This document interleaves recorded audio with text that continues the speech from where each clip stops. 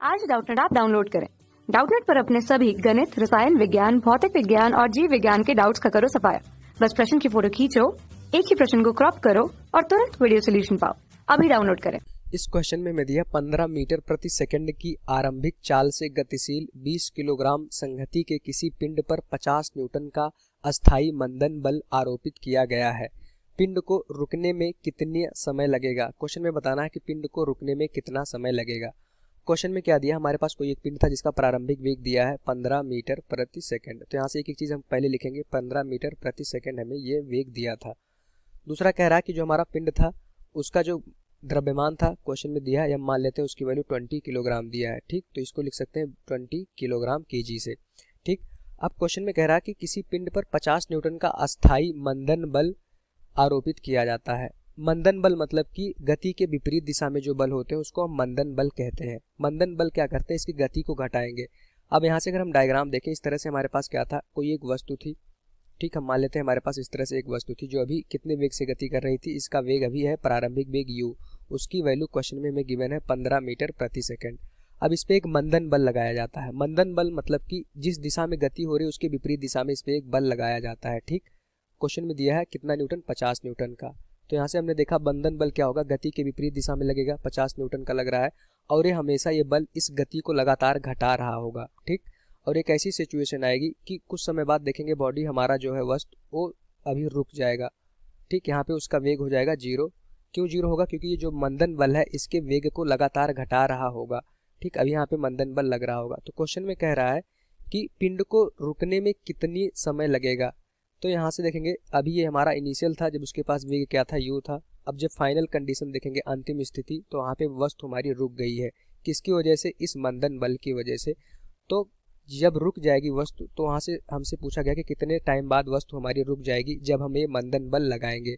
तो हम मान लेते हैं टाइम लगा t, तो हमें ये t की वैल्यू यहाँ से निकालनी है कि कितने टाइम बाद वस्तु हमारी रुक जाएगी जब हम वस्तु पे मंदन बल 50 न्यूटन का आरोपित कर देंगे।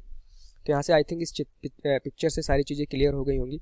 अब यहाँ से पहले हम बल की वैल्यू निकालेंगे। बल तो हमें दिया है, तो अगर इस वस्तु का अगर हम जो हमारा ये संगति है अगर इसका हम त्वरण निकाल दें तो हमें इस क्वेश्चन का आंसर मिल जाएगा। तो यहाँ से पहले अगर देखेंगे बल इस दिशा में है तो त्वरण भी हमारा इसी दिशा में होगा और इसको मंदित त्वरण कहेंगे।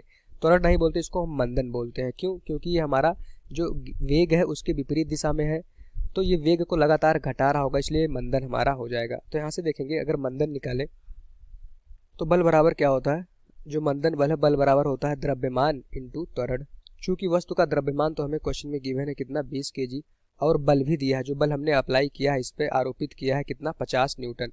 तो बल की वैल्यू उठा के आप रख देंगे 50 न्यूटन बराबर द्रव्यमान हमें गिवन है कितना, 20 इंटू ए। हमें ए यहाँ से निकालना था, ए क्या है हमारा त्वरण। तो ए बराबर आ जाएगा हमारे पास 5/2 मीटर पर सेकंड स्क्वायर। तो ये हमारा त्वरण की वैल्यू आ गई मीटर पर सेकंड स्क्वायर में 5/2।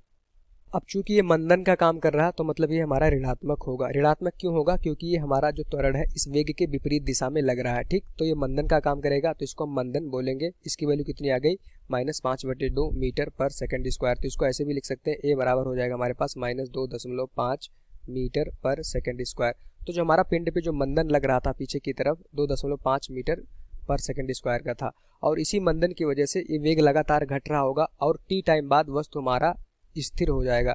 तो यहाँ से हम देख सकते हैं कि अपने न्यूटन का पहला गति का समीकरण लगा सकते हैं। v बराबर क्या हो जाएगा हमारे पास, u + a × t। तो जो अंतिम स्थिति में जो वेग होगा वो शून्य हो जाएगा क्योंकि वस्तु हमारी अभी क्या है, स्थिर अवस्था में आ गई। तो अंतिम वेग हो जाएगा हमारे पास 0।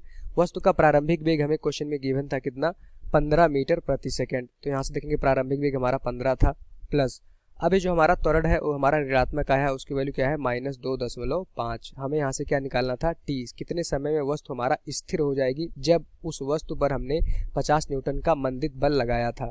तो यहाँ से देखेंगे हमारे पास 15 बराबर हो जाएगा 2.5 t। तो यहाँ से t बराबर हो जाएगा 15/2.5। तो इसको पूरा सॉल्व करेंगे तो हमारे पास जो t की वैल्यू आ जाएगी 6 सेकंड हो जाएगा और यही हमारा इस क्वेश्चन का आंसर होगा। तो जैसे ही कोई वस्तु अगर 15 मीटर प्रति सेकंड के वेग से जा रही है जिसका द्रव्यमान 20 केजी है, अगर उस पर आप 50 न्यूटन का मंदित बल लगाएंगे तो 6 सेकंड बाद वस्तु हमारी रुक जाएगी। ठीक, और रुक जाएगी तो उसका वेग हमारा 0 हो जाएगा। यही हमारा इस क्वेश्चन का आंसर हो जाएगा। धन्यवाद। कक्षा 6वीं से 12वीं से लेकर नीट, IIT, JEE वो एडवांस के लेवल तक 1 करोड़ से ज्यादा छात्रों का भरोसा। आज ही डाउनलोड करें डाउटनेट ऐप या व्हाट्सएप करें अपने सारे डाउट्स 8400 400 400 पर।